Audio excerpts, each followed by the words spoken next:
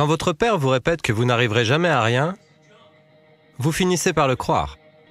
Je n'en faisais jamais assez pour être à la hauteur.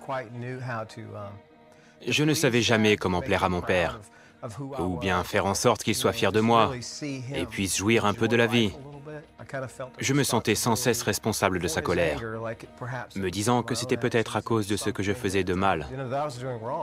Durant son adolescence, Michael Moore fuyait son sentiment d'inadaptation grâce à la marijuana et l'alcool.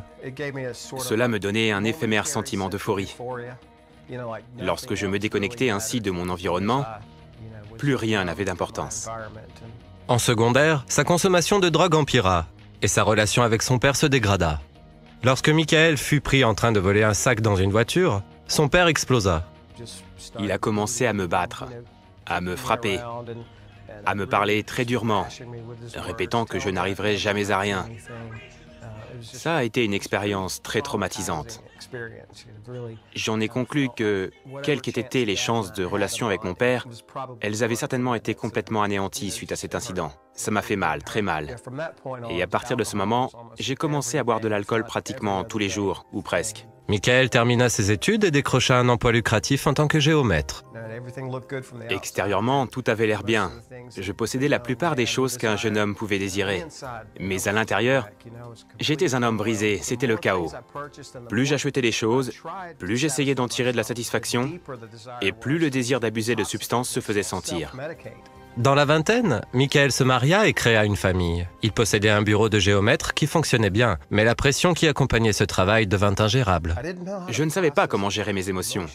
La drogue et l'alcool constituèrent mon seul moyen de décrocher un peu de cette carrière, de ce travail qui me consumait littéralement. Je travaillais 18 heures par jour la plupart du temps. Je courais après l'argent, après le plaisir, et je ne montrais pas à mes enfants, à ma famille, l'amour dont ils avaient besoin. Le coup de grâce vint lorsque sa femme le trompa et divorça ensuite. Il resta seul dans sa grande maison. Lorsque sa mère l'invita à l'église, il accepta, juste pour échapper à sa solitude quotidienne. Tout ce que le pasteur disait représentait l'image de ma vie, littéralement. J'en ai fondu en larmes. Et lorsque ce fut le moment de l'appel au salut, j'étais présent. Je me suis avancé, j'ai prié, mais je n'étais pas prêt à me soumettre. Je voulais toujours me battre pour accomplir les choses par moi-même, avec ma propre force. Jusqu'à ce jour, ma vie n'avait concerné que moi et moi. Regardez comme j'ai réussi. Michael se consacra à bâtir la vie qu'il avait désirée depuis tant d'années. Il trouva un nouveau moyen de tenir le coup. La cocaïne était le carburant qui me gardait éveillé et me permettait de travailler toute la nuit. J'ai vécu ainsi pendant 2 ans, et ça m'a tué pour ainsi dire. Puis j'ai commencé avec le crack, et c'est alors que ça a été la plongée en enfer. À un point tel que c'était la seule préoccupation de mes pensées. Je ne voulais rien d'autre. L'extase du crack ne dure que quelques secondes. Nous faisons tout ça. Nous donnons tout pour juste quelques secondes d'euphorie. Et puis c'est fini. Et alors, c'est le travail, les manipulations, les mensonges, le vol, n'importe quoi du moment que vous parvenez aux prochaines quelques secondes d'extase. C'est vraiment une vie épouvantable. C'est horrible. Michael perdit tout ce qu'il avait et se retrouva à la rue. Je gardais un travail quelques semaines, juste assez pour avoir une paye. Et aussitôt après, j'allais m'acheter autant de crack que possible avec cet argent. J'en gardais un peu pour une chambre, dans laquelle je m'enfermais 7 jours d'affilée, pour fumer du crack jusqu'à mon dernier dollar. Puis je retournais à nouveau dans la rue.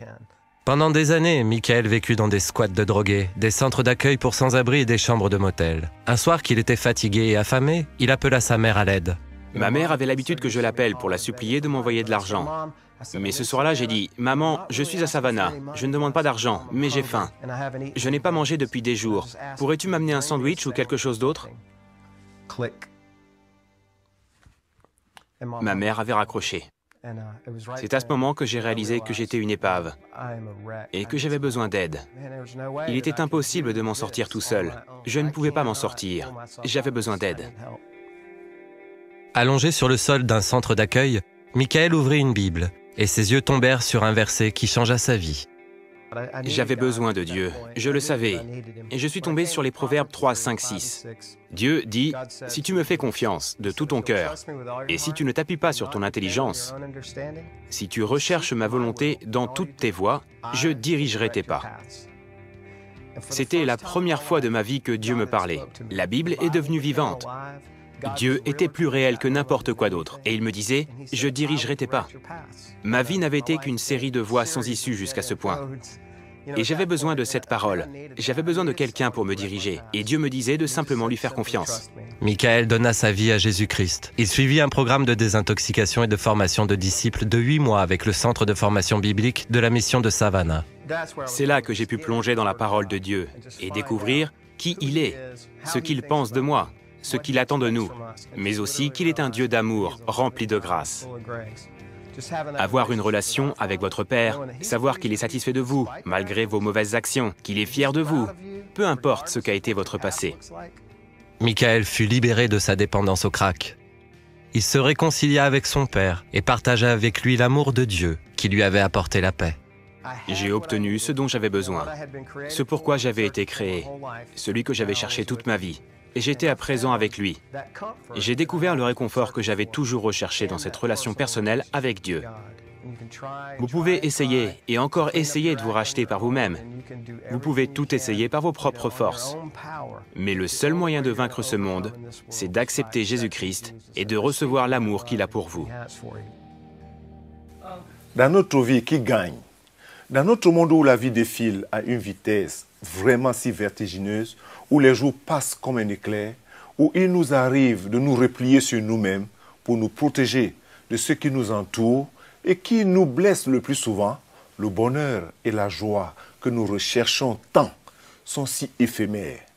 Et que tout cela devient une agitation, une telle agitation qui conduit plus souvent à un mécontentement toujours marqué.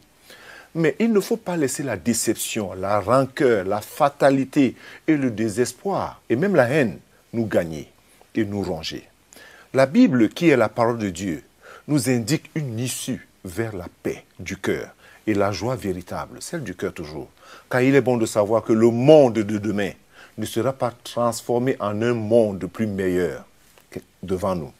Mais nos vies le seront si nous nous tournons vers Dieu et par la repentance et la foi en son Fils Jésus-Christ. Mais la vraie tragédie et la difficulté, c'est la peur que les hommes ont de la lumière aujourd'hui. Mais notre Dieu, qui est le Père éternel, sait pardonner l'enfant qui a peur de l'obscurité. As-tu peur de l'obscurité?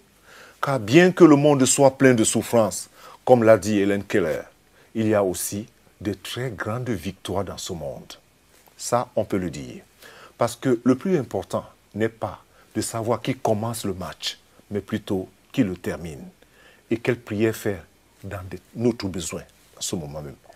C'est nous réconcilier avec Dieu. Réconciliez-vous avec Dieu. Dieu veut remplir ton cœur de paix et de joie, non seulement dans le futur, mais chaque jour de ta vie.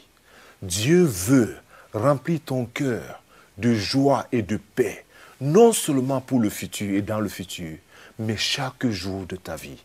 La seule condition, c'est Seigneur Jésus, je sais que tu es le Fils de Dieu. Et en suivant ce témoignage, je connais mon besoin, Seigneur. C'est un besoin de paix et de paix véritable. Je viens à toi maintenant même, Seigneur, tel que je suis avec mes péchés. Et je te prie de me pardonner, Seigneur, de me laver par ton sang précieux, car c'est pour ça que tu es mort sur la croix. Viens dans mon cœur, Seigneur.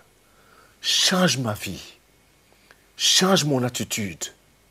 Donne-moi d'expérimenter cette paix et cette joie que je cherche tant. Merci Jésus. Amen et Amen.